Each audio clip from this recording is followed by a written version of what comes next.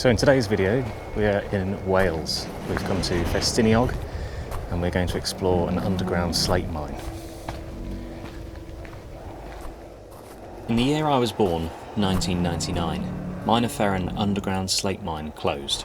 It was the last significant underground slate mine in North Wales to close operations, marking the end of an era. It's one of the largest and most significant underground slate mines in the region, and had operated since around 1800. In this video, I aim to combine my own footage with some historical footage to spotlight this amazing history. This region of North Wales is well known for its excellent slate, Blaenau Ffestiniog being a site of many quarries and mines. For generations, Wales exported top quality slate across the globe, and so naturally, Maenofferen expanded. By 1898, it was employing 429 people, with around half of them working in the underground galleries. The mines hollowed out the mountain, mining at multiple levels, extracting slate from huge galleries. Levels were connected by underground tramways and inclines, as well as inclines on the surface.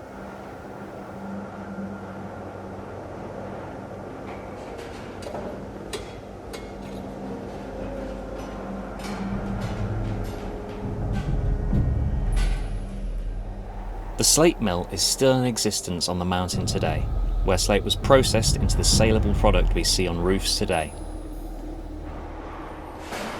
Here you can see the Slate Mill in the 1970s, as well as the many tramways. Compared to now, it's clear how much the site has declined over the decades of abandonment.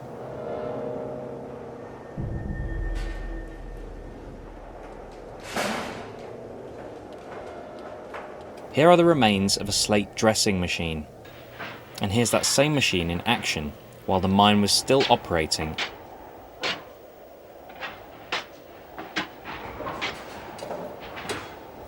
Even just since closure, the site has started to disappear. In this shot from 2002, compared to today, it's clear how time is eating away at Maenofferen Mine.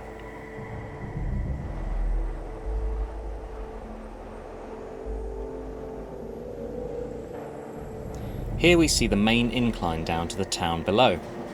The winch head remains in place, as well as the track, hiding under moss and rhododendrons. Here it is in the 1960s, working. Before we start our journey underground, here are a few more then and now comparisons from the surface workings.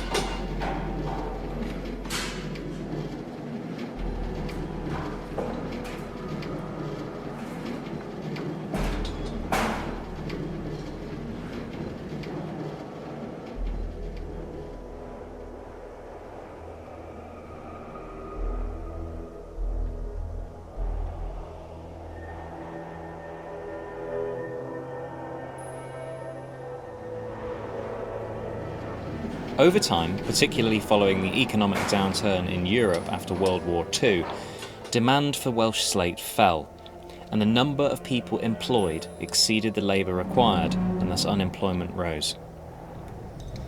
The mines began to decline until eventually closing underground operations in 1999. Surface workings continue today, where spoil is processed for gravel and chippings, as well as shallow underground workings being uncovered and the remaining slate being removed. Let's move towards the main incline into the mine. Here we see the mine working in the 1970s, sending carts down and bringing up raw slate. This is what it looks like today.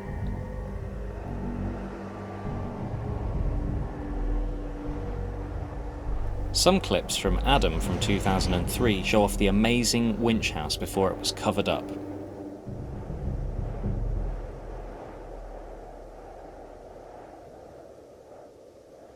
Let's head into Maenofferen Mine.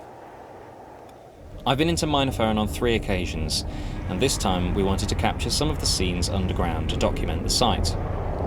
It is remarkably well preserved, and is an absolute labyrinth of tunnels, so keeping track of your route is key. It's also very easy to fall, so helmets are essential. Not to mention that if your torch runs out, you'll be in complete darkness and it will be almost impossible to find any way out. So contingency torches and batteries are very important. Ample food and water is also essential. On this trip we were underground for around 10 hours. For obvious reasons, I wouldn't encourage anyone to go into this mine. By its very nature, it is extremely dangerous. However, if you do so, ensure that you are well informed, well prepared, and that other people know where you are, when to expect to hear back from you. This main incline runs down 2 levels. The first is not too deep, and it goes off to the right.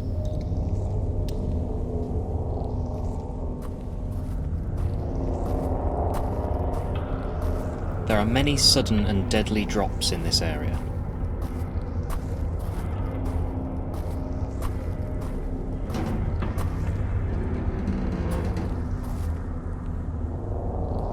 As we head down the passageways, we see there are a series of galleries on this level, with divisions supporting the roof.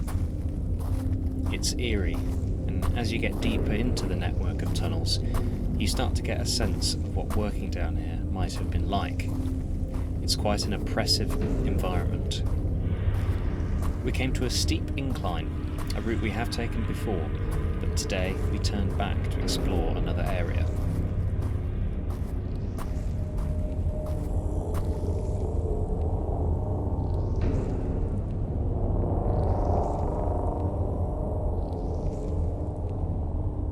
The second level down is a little flooded at the bottom and then turns off towards the next underground winch head.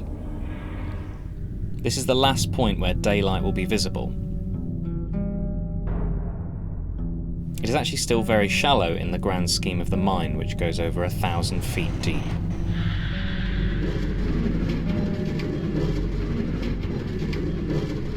The underground trackways are in pretty good condition, and there are even some trucks, wheels still greased, which will move.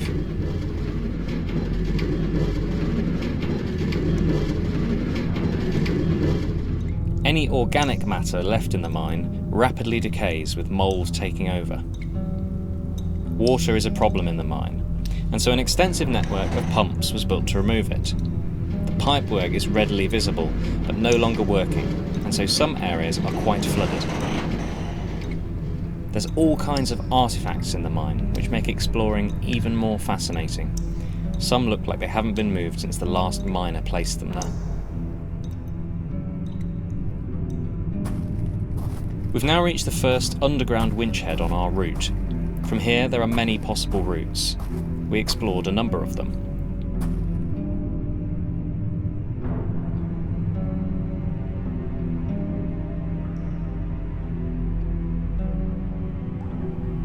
Some passages are marked with dates and graffiti, others covered in stalactites, and there are even areas where copper ore is visible dripping from the ceiling.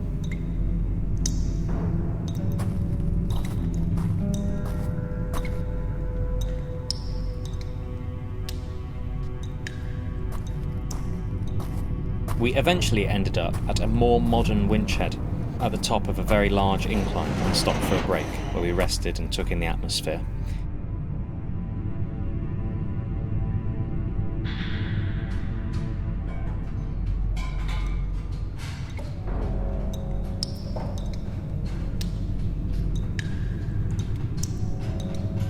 And we also bumped into a fellow group of underground explorers. The winch head is quite impressive. Some of the older ones in the mine are mainly built of huge timbers, but this one was built of steel beams. The remains of the motor are on the ground, now just a broken lump of metal. You can also see the primitive brine resistors that they used to moderate current to the winch motor. The wagons, still lined up, are forever waiting their next load.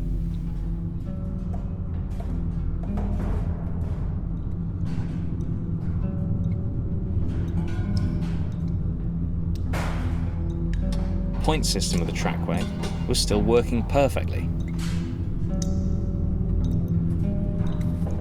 From here we explored an old ventilation tunnel.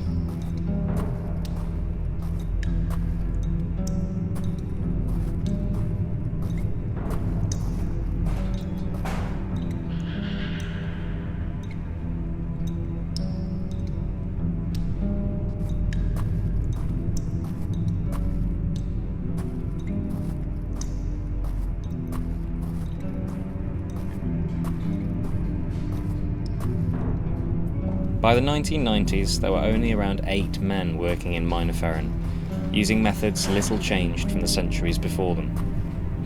After a little more exploration, we decided to head out of the mine. Having only seen a fraction, I remained drawn to the site and hope to reveal more secrets in the future. Rather than it continue to decay, it would be amazing if the surface and underground workings could get funding for full restoration, to open up some kind of living, working museum so that the history, skills and artefacts can continue to intrigue generations into the future. All this history, sitting in darkness, slowly disappearing, is quite sad really. The men who work this mine deserve the highest praise for their dedication and for roofing the world. I'll be back, hopefully with my drone, to explore more of the site one day. Having grown up in a limestone mining community, I find this kind of industrial history fascinating. If you've enjoyed this video, then please like and share, and consider watching some of my other videos and documentaries on the UK's industrial heritage. I've linked below some of the source footage I used in this video, which I would highly recommend watching, and credit to the original photographers for these videos. Thank you.